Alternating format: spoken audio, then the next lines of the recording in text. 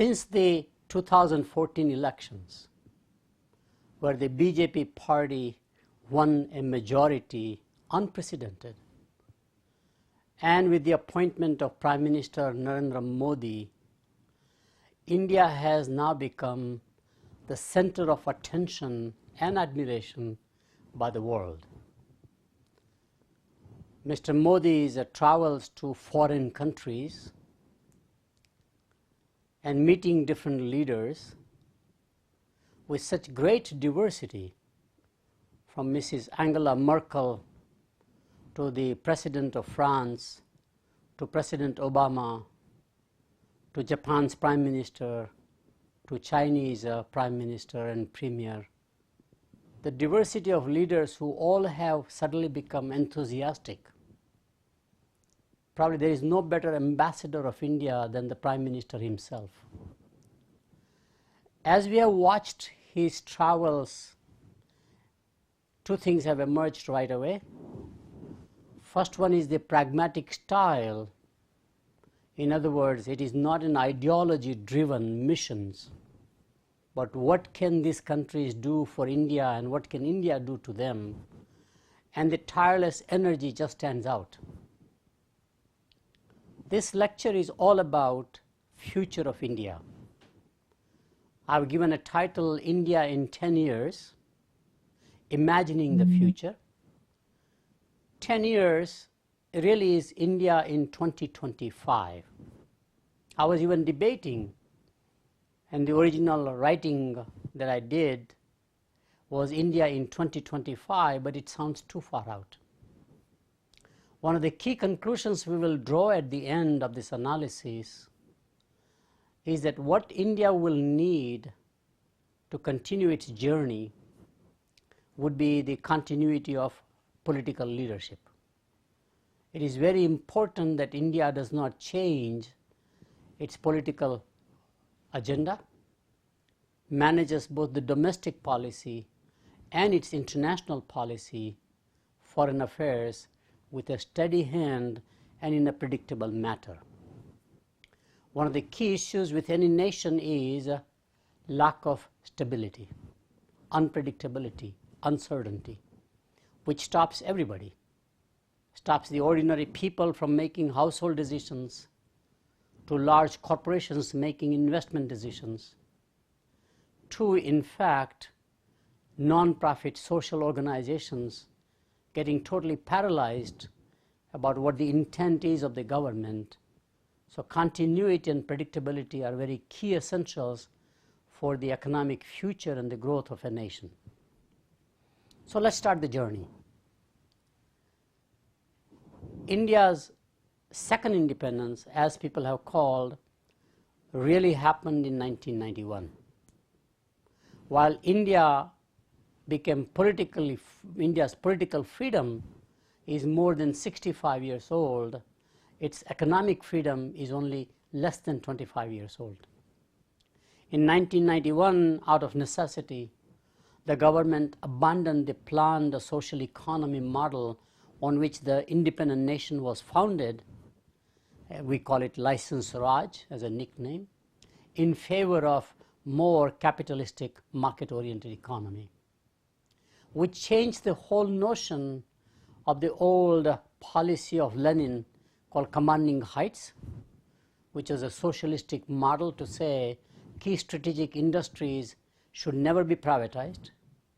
State-owned enterprises is the only way to manage, and the government should actually be in the business of income redistribution, which means tax the rich people, and however you collect the tax revenues, distribute to the poor people in terms of subsidies or what we call public assistance programs or welfare.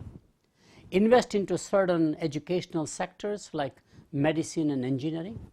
So it was a model based around what is called the socialistic pattern of society, which might have worked very well, but unfortunately, since 1941 to 1991, India began to become a stagnant nation. It had a great potential, as it had historically had a great potential. It was one of the largest trading partners all the way to the 14th, 15th century. China and India were the two great trading nations in the world for their commodities and sometimes finished products. So India's second independence is its economic independence. I began to analyze the impact it made on the nation. Just like in China, in less than 35 years, China became from a communist, highly poor, almost a feudal society to becoming a major economic superpower, becoming number 2 in economy, surpassing Japan, Germany, France, United Kingdom, and is destined to become number 1 economy in GDP by 2025. So you begin to wonder, with all of the issues China has, the communist legacy, no financial or legal system which is comparable to the Western world. Capitalism still was not known or understood by the nation. The basics of doing business, because it was all government owned, government managed economy. If China can make that transformation in a way which has surprised the world, I think India can surprise even more. So let's look at what we have done since 1991. India is now one of the fastest growing economies in the world, 7 to 8% growth. So from the traditional Hindu rate of growth, as we call jokingly 2%, it has certainly begun to get a spark. And the growth probably today is the highest in the world, surpassing the growth of China, not the base of economy, but the growth rate is a little better than China, which is beginning to plateau at about 7%. It has accumulated more than $400 billion of foreign reserves, where in 1991 it had no foreign reserves to pay for its imports, and hence the economic necessity to reform the economy. It is again spectacular growth, of course nowhere near the size of what China has accomplished, which is 1 decade more, namely that about $5 trillion of reserves. Its stock market India's stock market has generated wealth not only for a few entrepreneurs and businesses, family owners, but also for the ordinary person. Through the mutual funds, people began to invest away from gold, away from bank accounts for fixed deposits, into the stock market, and therefore through mutual funds primarily, and therefore they have made more wealth themselves through the equity market. Several large new enterprises sprung out of nowhere. Reliance, the largest Indian enterprise, just was not there before 1991. Infosys came out of nowhere. Bharti Airtel, and these are pretty large corporations. Some primarily focused on the domestic economy, some already globally integrated. It has re-energized the traditional businesses. Tata, Aditya Birla Group, for example, Mahindra. Think about what they looked like before 1991 economic reforms, and since that time what has happened. Tata has become very large enterprise, globally involved, making some significant acquisitions all over the world, and substantially raising its market valuation. Especially one of the Tata companies, TCS, Tata Consultancy Services, came out of nowhere. As they began to list on the stock market today, it is number 2 in market valuation, right after IBM, surpassed the valuation of even Accenture and other bigger players. And the last point I wanted to make about impressive record is that India has been steadily getting globally integrated both economically and politically. Today, world news wants to talk about India, India's leadership, India's potential, India's talent, which is very interesting. So what has this done to the country? This impressive transformation of the nation out of sheer necessity. has had some intangible benefits, which I think is really important for us to understand and articulate. The first major change is India's self-confidence. People have new self-confidence. It's a can-do attitude, rather than having this defeatist view that, my God, I cannot do anything without government approval.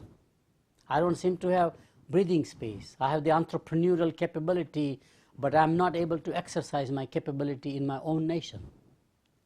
The brain drain that happened since the independence, essentially, but definitely in the 70s and the 80s that took place, the brain drain was a major, major issue.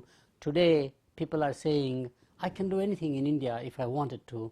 It all matters is my own willpower and the freedom that I have.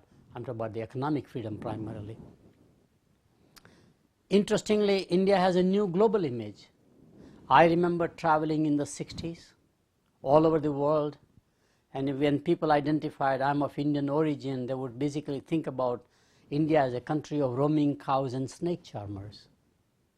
I remember doing a machine tool industry project where people were laughing at me, saying that how can India be a heavy engineering machine tool industry producer? You must be faking it. You must be having some sort of a counterfeit or labeling problems, etc. Because they never thought India would be so good in engineering. It was, but we never thought about that one. Today when I travel and when people realize I'm of Indian origin, they admire, they smile. They don't think I'm there to settle in their country. Isn't that interesting? In fact, quite often, the difference is so sharp. In the early days, when I would come back to the American immigration customs people, they would always ask two questions. How long have you been away from the country and what do you do? These are screening questions. Often they never used to ask me that question. They say, are you a diamond merchant? Think about that. Today they say, are you a software engineer? Isn't that interesting? Complete change. So the new global image, where India has become a nation admired by others, I think is a significant intangible benefit we have got through those massive economic reforms. Third and equally important is there are global aspirations of Indian enterprises. Think about in the 80s, would anybody would have thought possible that a company called Mittal Steel will become the largest steel maker in the world, not just in India, but in the world. Nobody would have thought about that Tata Tea will be number 2 in the tea business right next to Unilever. Nobody would have thought about, in fact, that Aditya Birla Group will become a dominant player in the aluminum industry. Most of these through acquisitions. And Mahindra is dominating the small tractor business, both in China, in India, as well as in America. These are all unimagined, unthinkable realities. So India can do it. It's very possible. It seems to have certain advantages which we will analyze. So the global aspiration of Indian enterprises has been another intangible benefit which during License Raj was not allowed. The next one is the most transformative. Out of nowhere, the traditional generation succession planning about family values, about economics, about earning, living, etc. has changed dramatically. The new generation of modern young couples, I call it the call center couple, actually are fueling the economy. They want a contemporary lifestyle, unlike their parents. There's a huge generation discontinuity. As I've said in other forums, the generation gap in India is under 8 years probably. The older sister cannot relate to the younger sister, not only in lifestyle but in values. But that new middle class is the key, actually, foundation for the growth of India. This young generation does not know how to cook clean. So everything they do is outsourced, eating out, bringing foods in, which is fascinating. That's creating services growth. The call center couple does not want to live with their parents. They would like their independence and freedom, which means they are the first time buyers as new household formation for everything, not just cell phones, not just consumer electronics, not just the motor bicycle or scooter or automobiles, but for eventually housing, eventually for everything. Just think about a typical new household formation. It is as massive a change with more numbers than what US economy went through, let's say, turn of the last century essentially, where it began to create a new middle class, and this new middle class wants to buy branded products. They don't want to shop in the neighborhood grocery store who had a traditional multi-generational relationship. A delivery boy will come and deliver, in fact, the daily necessities, the vegetables, the grains, or whatever they did. Had an account, a credit system. Sometimes the merchant will finance the family, middle class or lower, if they're struggling for paycheck. They say, all right, we will delay payment by 10 days, 15 days, whatever it is. Credit, essentially, in that kind. That's gone. The young generation would like to shop only branded products. So they would like to have branded rice, branded wheat, branded eggs, branded anything. They would like to have packaged and pre-ready, pretty prepared foods, and everything else in the same way. Also, in fact, they would like to shop at a modern supermarket. And they would like to have a credit card as a payment system. This is radically different than the way previous economy was there. I think this change is very massive, as we will touch upon that later on. The cell phone revolution that took place as a consequence of the 1991 economic reforms, allowing the private sector to be in the telephone business, which led to companies like Bharti Airtel, Idea is another company that came out, Tata's went into this business, etc., has revolutionized not only the industry but the whole economy and the population. Talk about really flattening the world between the rural and urban, between illiterate people and educated people, between wealthy and not wealthy. It's the cell phone. And cell phone revolution has done more for the country than any other infrastructure probably has done over centuries. That cell phone is now followed by smartphones. With Digital India initiative, you will have now a complete universal broadband access. It's a matter of time, within 2-3 years probably, definitely within a decade from now, it'll be a reality. And as cell phone has created an enormous revolution in the country, so will in fact the smartphone revolution to a much greater magnitude. So where will India be in 2025? First, it will be the largest or the second largest consumer market in the world. There are situations where China may be number one as a consumer market, but India will be right there number two, and definitely bigger than the US consumer market. Indian economy, like the Chinese economy and the American economy, and unlike the European economy, is more consumer-driven economy than, let's say, infrastructure-driven economy or industrial-driven economy. As it is transitioning from the agriculture, it has become much more a household or a consumer-based economy, especially in services, and now it is beginning to see the impact on the products, especially branded products, especially luxury products, especially consumer electronics, anything that you can think about. This will be very key growth engine for Indian economy.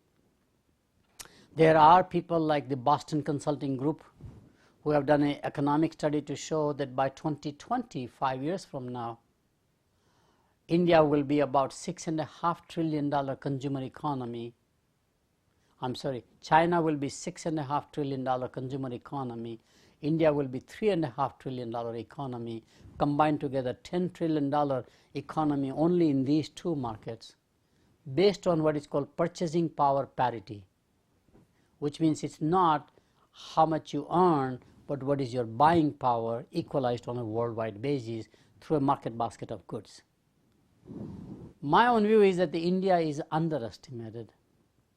It is not 3.5 trillion, but it may be close to 5 trillion, because India has so much of cash economy, and therefore so much of accounting of the economic transactions just is not showing up in any data,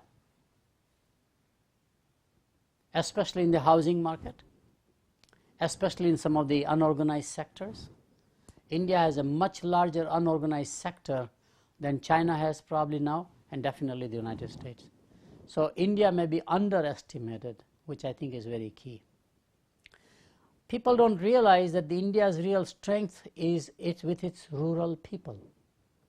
While we may have treated rural population as a liability, one can take an alternate perspective. I did a research analysis looking at the gold acquisition from 1950 to year 2000, and I was very surprised to see that India had imported, it has no real gold mines, imported about 1,000 metric tons of gold annually, roughly. The data are given by London Metal Exchange.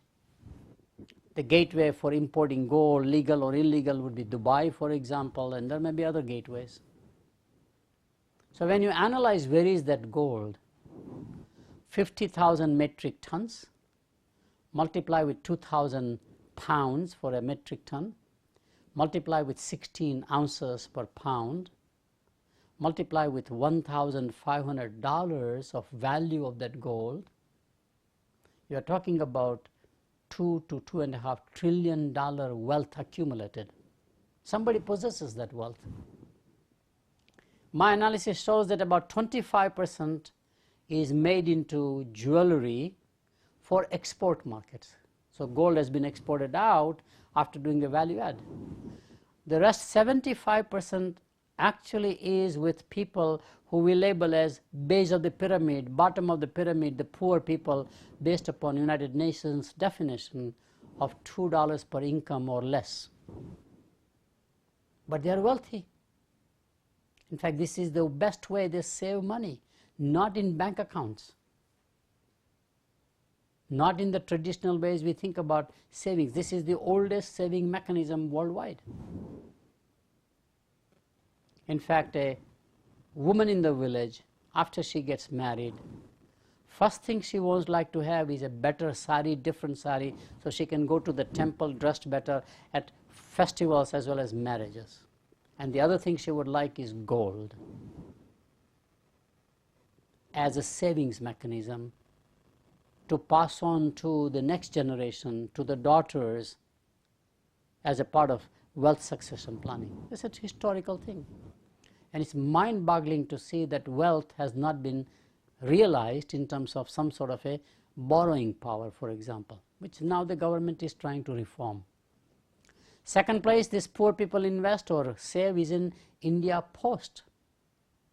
Third place they save because postal system used to be the oldest saving mechanism in the world. In fact, in my analysis I find that the largest banking institution in the world with $3 trillion of asset is Japan Post. Because in Japan, like in all the ex-British colonies or British Empire, postal system was the saving mechanism because it had the deepest distribution reach. And everybody saved at the post office because it was guaranteed essentially safety mechanism for their retirement. There was no pension plan, there was no social security as we call it. And so it is $3 trillion of assets. Japan Post has it, for example. So India Post as a savings mechanism, Life Insurance Corporation, LIC, as a savings mechanism, we never really have understood that side, so many of these poor may not be that poor. Second, they own land, and have you seen the land, the prices skyrocket now. Not in the cities, but out in the suburbs. If you go to my native place, Kutch, Gujarat, I could never imagine buying any land at about 15,000 rupees per acre. In fact, I was asked to buy, and I said, who would buy this land? Today, you are commanding 45 to 50 lakhs per acre. It is as expensive a real estate as a large metro city like Bombay. Unthinkable. Who owns that wealth? Either you have some aggregators who will do it, but ultimately they are having that money in their pocket. And the third and the biggest change taking place is more surprising to all of us, namely that a crane operator with high school education only, maybe 10, not even a 10 plus 2 as we call it in India, commands today 55 to 60,000 rupees per month salary, same as a fresh software engineer in Bangalore. Except software engineer in Bangalore has no cash flow. He has so much of expense in rent. He grew up as a college student, therefore he has to have an evening life, a lifestyle, wants to buy expensive products, wants to live independently. All of that costs money, so the discretionary income is no longer with the educated metropolitan middle or upper middle class. It is with that crane operator. The crane operator lives with his parents. He is married. Wife is a good homemaker, like the old traditional days. There are no real expenses. They have a huge savings mechanism. And he does not know where to park that money or where to invest that money for the future. It can be unlocked in terms of its potential for the national economy. Probably he is thinking, I need to invest in my children's education, because all parents have the desire that the children will be more and better educated than they are. It may be that I would take care of my aging parents. I would like to buy a better home. Think about the Keralites who go to Dubai and the Gulf countries, and when they come back, go back to their village, buy a piece of land and build their own property. That's wealth creation mechanism. It has economic value. It's not perishable. We have never understood the wealth of the poor because we have a different perspective. That may be a strong foundation for the future of India if we know how to unlock that potential. My second major forecast is that India by 2025 will have Indian enterprises among the top 2 or 3 enterprises in the world, especially in basic industries such as steel, aluminum, copper, cement, etc. And the reason is that most of the advanced countries would like to exit those industries. What I call the vacating theory, essentially. Japan has consistently given up some industries to focus its limited resources into newer industries, which benefited Korea for a while, eventually China for a while, and therefore there are many, many industries in advanced countries which they would like to exit and go into the newer areas, and therefore those assets will be up for sale, and most of them will be bought by Indian enterprises along with maybe Chinese enterprises. This is another key change. India politically will learn how to partner with strange bedfellows in search of industrial raw materials and especially energy resources. India's needs for energy is so vast, and therefore it needs to find a secure supply function. So there would be in Kazakhstan, for example, there may be in Angola, for example, in Iran, in Latin America, Central America, wherever. So there's a race for resources between China and India, and they will basically have mostly a political alignment which we have never understood. Nice part about it is that India has a strong soft power. For whatever reason, India's legacy has been positive, and generally people believe that doing business with India is quite useful.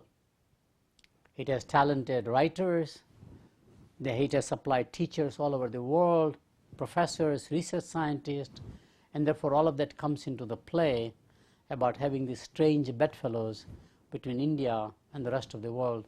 Mostly strange bedfellows, South country, which is India, emerging economy with other South countries, not just advanced countries. India will also gain significant geopolitical power, and Indian people of Indian origin will be invited to lead many of the world organizations and forums, such as United Nations agencies, for example, such as the IMF, for example, such as the World Bank.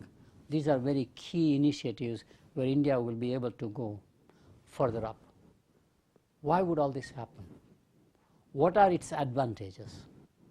My view is that India is resource rich, and we need to analyze and understand and therefore unlock its potential by making those resources work for the nation as much as they work for the individuals who own or possess those resources. The first key resource is its human capital.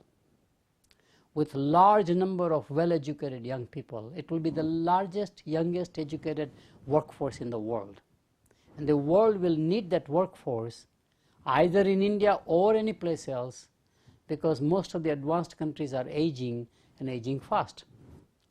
They cannot have their own young people anymore working, and India may become a target, especially in professional services such as software, such as accounting, such as legal services. We can already see that thing. Or more interestingly, people will come to India because that's where the resource or the raw material is, as they came to India in the 1800s, because cotton was here, so they put the textile mills. Iron and steel, or iron and coal were here, and therefore they put the steel mills, for example. The British outsourcing under David Ricardo's thinking, which led to the outsourcing of two key industries in the United States and in India, which is why India is good in textiles and garments. After more than 100 years, it is good in steel, for example. So human capital is its biggest asset, and we have still not learned how to unlock its potential. As I have said in other forums, if you take a grain of wheat and make it into a loaf of bread, the value add is only 3 times. If you take a rough diamond and cut it, polish, a good diamond cutter will probably increase the value add 15 to 20 times. But if you take a human being, polish, mentor, educate, invest, the value add is infinite. And that value add is very right in the sense that it is a value add not only for the nation, but it's a value add for the individual. What is good for the individual is also good for the nation. So focusing on human capital resource advantage, I think, is very key, however we do it. Indian diaspora over the last 30-35 years is incredibly large and worldwide. Not only that, but the Indian diaspora, unlike the Italian diaspora or the Mexican or the Hispanic diaspora or other diaspora, is very well educated and very well integrated into those countries where they have settled. It is not same as the early days of settlement in Africa, East Africa, where the merchant community went and became business people. These are all educated scientists, professors, writers, authors. You're talking about an intellectual class who now is getting mainstream into politics of those nations, whether it's United Kingdom or United States. They're getting integrated, and the integration of them into the mainstream economy, politics, the life, is becoming very interesting. There are no Indian ghettos as we know. As there are early immigrants from Europe that came to America, Indians are actually living in every neighborhood, which is again very fascinating. They have brought their own culture like everybody else, and their culture is getting now integrated and assimilated with their other cultures. So in England, for example, the most convenient food is no longer fish and chips. It is Indian curry. Chicken tandoori especially, for example. Fascinating. This is a very different impact. Whereas an immigrant, otherwise you become more the nation that you adopted as your second home. But in this case, Indians are actually changing the nation in which they have gone as their second home, which I think is remarkable. So they have a political clout, they have a wealth clout, the Indian in hotel motel businesses, hospitality industry in the US have done very, very well. Multi-billion dollars of assets and the wealth are created. As Indians have done very well in the Silicon Valley, that we know quite a lot, getting into the digital world and the technologies. Indian diaspora needs to be leveraged properly. Third, India is also blessed with natural resources, agriculture, industrial, animal. It's the largest cattle in the world, and it is the largest milk producer and milk consumer in the world for a long shot. I mean, nobody can come near them. So it has another resource advantage. Natural resources, human capital resources, diaspora resources, and it's a question of how do you leverage, how do you capitalize. Surprisingly, India also has what I call a functional diversity. It is more diverse than European Union in any dimension. Languages, faith, religions, any way you look at it. And it is governed by a functional democracy that provides a continuity despite diversity. If anything else, India is a role model for Europeans to learn, because in India today, maybe probably Mahatma Gandhi's freedom movement, we all forgot our own subcultures. I'm a Gujarati, I'm a Tamilian, I'm a UP, I'm a Bengali, and we began to say, I'm Indian first, Gujarati second, Indian first, Bengali second, Indian first, Tamilian second. I can see that happening in Europe. Germans will be Germans always first and Europe second. French will be French first and Europe second. Italians will be Italian first. I don't see them thinking like I'm European first and then a German second. So there is some way we have somehow united ourselves.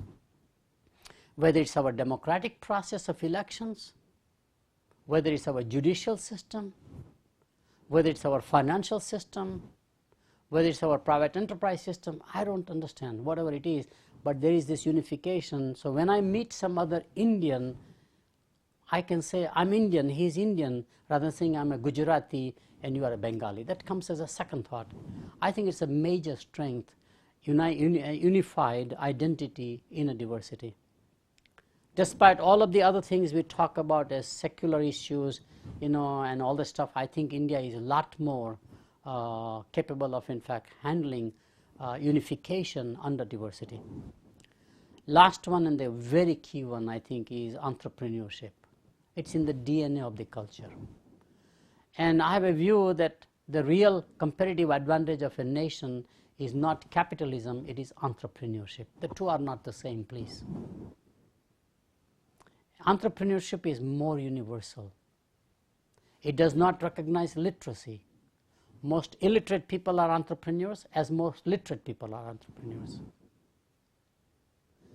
It does not recognize gender.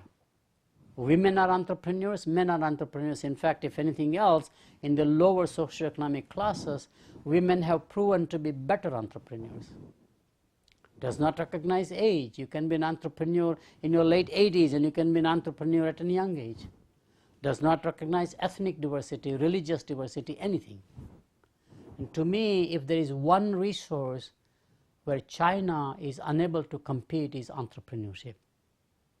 While Chinese were entrepreneurial, but the imposition of the communist rule, just like in Russia and the Soviet Union, suppress the entrepreneurship to a level where they think of working for the government first rather than being self-employed, creating wealth and value for themselves and for the nation.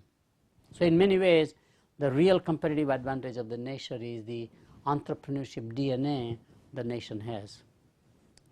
So it looks like a very rosy picture, which it is. And I'm a firm believer in that, actually. Not because I'm passionate about the nation, but an objective analysis says that it has potential to become one of the largest super economic powers if it wants to be. So what's holding back? What's holding back is the legacy since independence. It's shackled by earlier processes, bureaucracies, procedures, values, mindset. how do we unlock, and what are those barriers that are coming in the way? The first major barrier, in my view, is that Indian economy, even though it's very large, as a consumer economy, is highly fragmented. Under the license Raj, you didn't allow production to be controlled by any one company. Also, in fact, we have more family-run businesses, even though they may not have economies of scale. For succession planning in the family, you basically allow to remain suboptimal. So the scale advantage a nation generally has, which allows then much greater modernization, automation, just doesn't come about. I think it's one of the biggest weaknesses in India, and the natural evolutionary process will not allow industry consolidation to make them more efficient. In capitalistic countries, the natural process of shakeout and mergers as the industry grows makes them more efficient. So my view is that in India, it has to be a government policy and incentive. We just have too many banks, for example. We used to have too many cement companies. We probably have too many channels, video channels, cable channels, for example. Rationalization by its own force will not happen because of the other issues. And therefore, how do you encourage consolidation, rationalization by a policy is very critical. The second biggest disadvantage is the unorganized sector. Even today, in many, many industries, unorganized sector is the biggest sector. Problem with unorganized sector is that it does not have the scale efficiency. Not only that, but because it has workers who don't have all the rights, because it has in fact non-tax paying mechanisms, it's a caste-driven economy, it makes the nation as inefficient as one would think. So to me, converting the unorganized sector into organized sector is probably a key strategic initiative. It is happening by natural process, where the next generation of new middle class consumers who want to buy branded products are demanding branded products, and some of the unorganized sector providers are shifting, but majority probably would not survive in the process. So some sort of a rationalization of the unorganized sector into organized sector becomes very key. Third, as everybody has talked about, it needs modern infrastructure. Physical infrastructure of airports, seaports, railways, roads, etc. But it also needs a modern legal infrastructure, modern financial infrastructure. It is still coming on the way, it's not there yet, my view, and therefore it needs all other infrastructures to kickstart the economy into the industrial age. In fact, it really needs more and more digital universality as much as possible, which is another major infrastructure. So modern infrastructure displacing the old infrastructure is probably the reason why all major nations that have transitioned from agricultural to industrial economy have been able to invest. And my view is that that investment in modern infrastructure is non-inflationary and probably will kick in about 1.5% additional GDP growth annually, which is a great advantage for the nation. It needs to do value-added manufacturing. Make in India initiative is in that direction. Think about what happened in China. It was not for the Chinese market, please. Many foreign companies began to make their branded products in China because of the labor advantage, and the Chinese government allowed. So you import raw materials, you do the value add through labor primarily, but you also had technical skills given. You had given mechanization, automation, whatever was necessary. So skill development evolved not by Chinese corporations, but by foreign corporations wanting to do value add there and bring those branded products back to their home countries. US led the way with the political alignment between China and India under Deng Xiaoping. President Carter as a dialogue began under Nixon administration, and the rest is history. China became the largest outsourcing nation in manufacturing in the world. Interestingly. There are, by the way, 3 nations which are largest sourcing destinations. US is one of the largest ones, but US raw materials are usually utilized for its own domestic production and value add for domestic consumption. India is also a very large sourcing nation, but again large percentages for domestic consumption and domestic value add. How can we make India as a value add for the world and become an alternative to China? World will de-risk from so much of sole dependence on China. It needs a second option to diversify its sourcing mechanism across industries, from agricultural raw materials to industrial raw materials to finished products or whatever they are. And India is that make in India, I think, is a lot more strategic. My own view is that in India, unlike China, which began at the low end of products like toys and cheap products in some fashion, India probably can do much better at the high end products. Semiconductors, softwares, defense is a very key economic growth engine for India. So offset business, as we call it, etc., becomes very, very value add manufacturing. And India has the talent and the resources to do it. One major problem with India is lack of discipline or lack of enforcement. We do have this view about chalta hai, as opposed to having a sense of urgency. My biggest worry is that we have to have a sense of urgency not only in the government leaders, but also in the average citizen. We will miss the boat otherwise, because just as China and India have risen, the next major continent to rise is Africa, and Africa is not going to wait for anybody. Just like China, Africa will be made by non-Africans. It is the largest continent with more resources, unimagined size. Just like America was discovered, it was a big continent, whole Western Hemisphere, with resources, no population, no infrastructure, no education, no manufacturing. It was basically natives living there into tribes.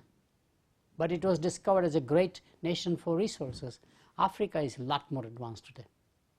It has almost 1 billion population who is all into branded products and consuming that. Africa can unite properly, and I would not wait, therefore, the rise of Africa taking over India. So India has to have a sense of urgency. What can we do in the next 5 to 10 years so that we do not get squeezed?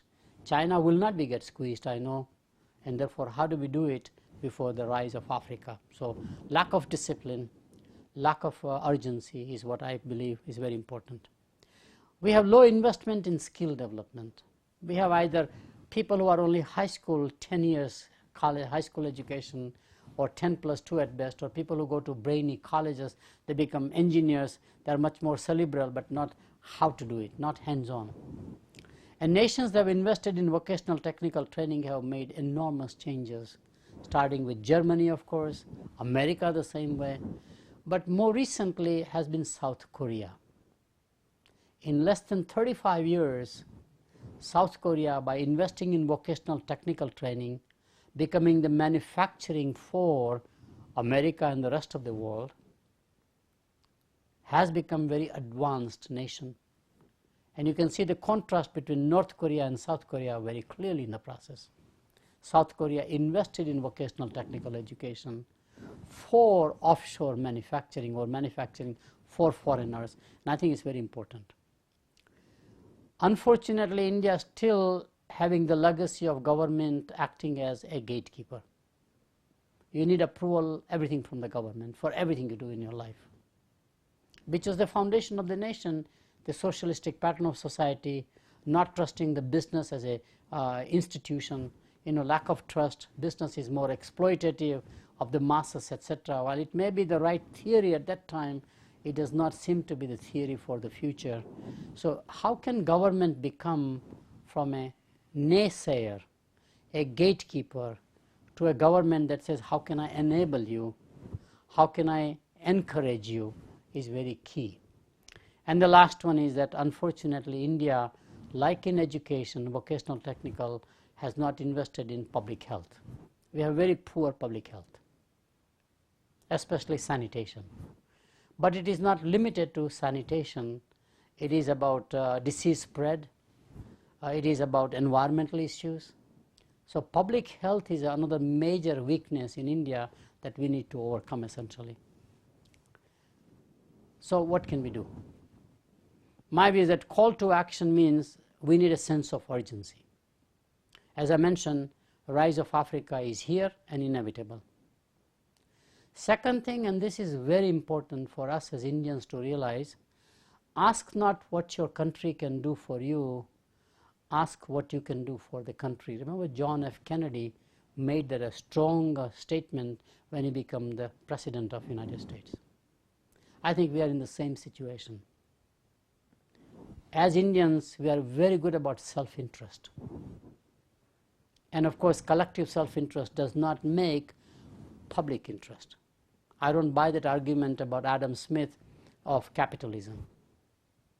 My view is that it has to be steered in the right direction. And therefore, we have to ask ourselves, in whatever I do in my life, how am I contributing not only toward me and my family, but toward the nation? How can I contribute back to the nation for all the things it has invested in me, in my education, in my upbringing, whatever it is? Third, private-public partnership is inevitable in infrastructure investments. Infrastructure needs are so massive, and of course we have two new organizations, the BRICS Bank as it is called, which is Brazil, Russia, India, China and South Africa, creating their own bank, counterpart in fact to IMF and World Bank, and having this Asia Infrastructure Development Bank. These are very key initiatives, and I think leveraging that would be very key in terms of moving India to the forefront by 2025. Refocus on manufacturing, especially high-valued manufacturing that I talked about, and I think Make in India strategy can steer that in the right direction. Embracing inclusive growth. We all talk about inclusive growth, and we have the economic development theories, but my view is that inclusive growth is not just creating livelihood for the masses and base of the pyramid, but creating wealth for them. This debate of wealth versus income is absolutely futile. This duality we create is unnecessary. It is like quality versus cost. Well, you have to have better quality at a lower cost. Same thing, you not only have best income, but best wealth creation mechanism. How do we democratize wealth is very important in any kind of an inclusive growth strategy. Strong message, computerize, computerize, computerize, the government and the governance. There is no way to reduce corruption or eliminate corruption except through computerization. So to me, computerization is probably one of the biggest investments, and fortunately, with the modern cloud computing technologies, the wireless technologies, the cost of computerization is at least 100 times cheaper than in the 80s, for example, maybe almost 1,000 times cheaper than the legacy mainframe computer systems, which I remember fondly when I used to work in that area. I also believe that we need a strong enforcement against those who corrupt. Corruption is a two-way, it's a tango. There is a recipient and there is a giver. We focus so much on the recipient, the person who gets corrupted, but we have not focused on people who corrupt them to get unfair competitive advantage. And I think not only do we have to have laws, which we have, but the enforcement of the laws is very key. And my view is that the political process in a democracy needs funding. Make the funding transparent. There is nothing wrong in revising the laws about campaign monies, or one can literally get large sums of campaign money from the masses if they believe in you as a candidate rather than from a handful of wealthy families or businesses, as Obama clearly showed in America. He did not need the large corporate funding in 2008 elections. It was basically crowdfunding by the masses who believed in what he wanted to do for the nation.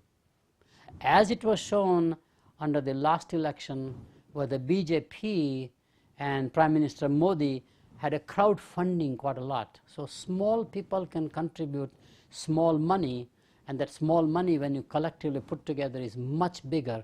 So you really don't need the traditional process of favoritism, which we need to understand. One more point I wanted to make is that I have analyzed return of investment on corruption. I find ROI of corruption is, first of all, negative quite often. It eventually comes to haunt you. But ROI of corruption is definitely less than ROI of a buffalo.